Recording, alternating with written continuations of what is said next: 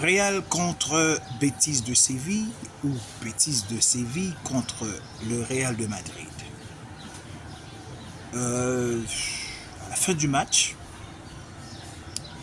c'est le Betis de Séville qui est parti avec les 3 points de la victoire. Qu'est-ce qui s'est passé? Qu'est-ce qui est arrivé? Ou qu'est-ce qui est en train d'arriver au Real de Madrid? Ils stagnent au niveau de la Liga. Ils étaient en barrage pour les huitièmes de finale de la Ligue des Champions. Ils ont battu City à l'aller comme au retour. Les fans du Real jubilaient, pensaient que le grand Real était de retour. N'oubliez pas, dans une de mes vidéos, je vous avais dit que le Real de Madrid n'est pas si en forme que cela. N'est pas si en forme que cela.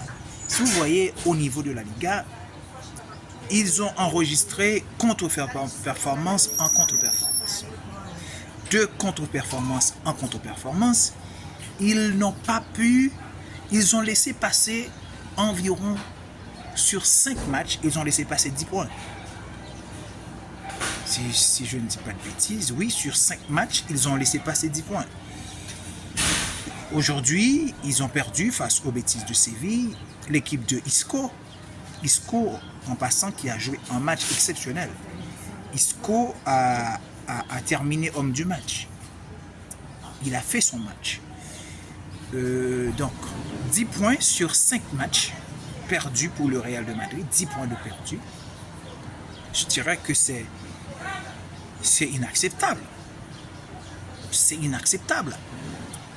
Et malgré cela, après cette double confrontation face aux Citizens,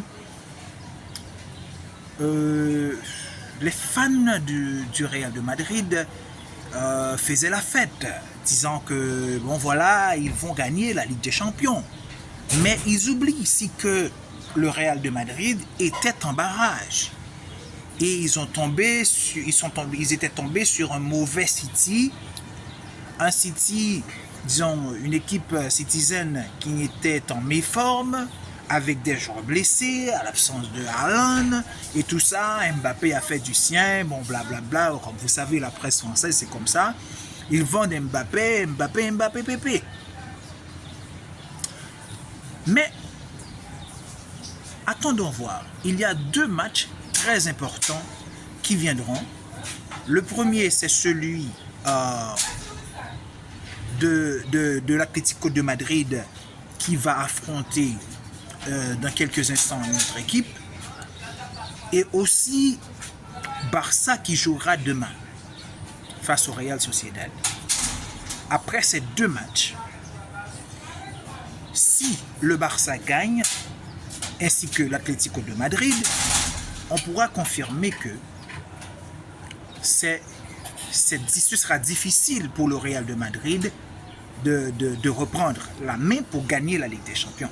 Parce que le destin du Barça sera entre ses mains et je vois, bon, étant donné que le Barça aussi, bon, mais je peux dire que ce sera très compliqué pour le Real de Madrid de gagner cette Liga. Eh ben, nous attendons pour voir, mais seulement je vous dis que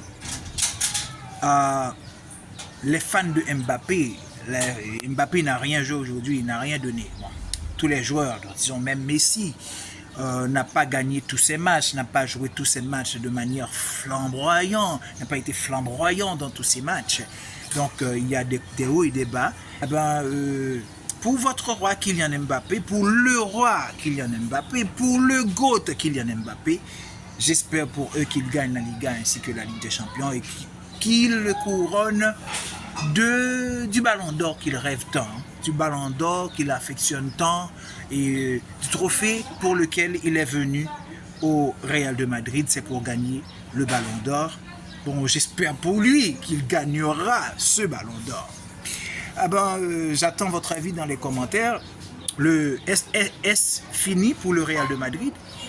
Est-ce que c'est fini pour le Real de Madrid? C'est la question qu'on se pose. Si Atlético et Barça gagnent, est-ce que ce sera fini pour le Real de Madrid?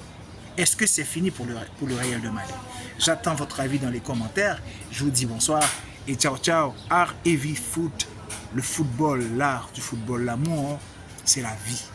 Le football. Je vous aime. Allez bis. Ciao. À bientôt pour un nouveau numéro.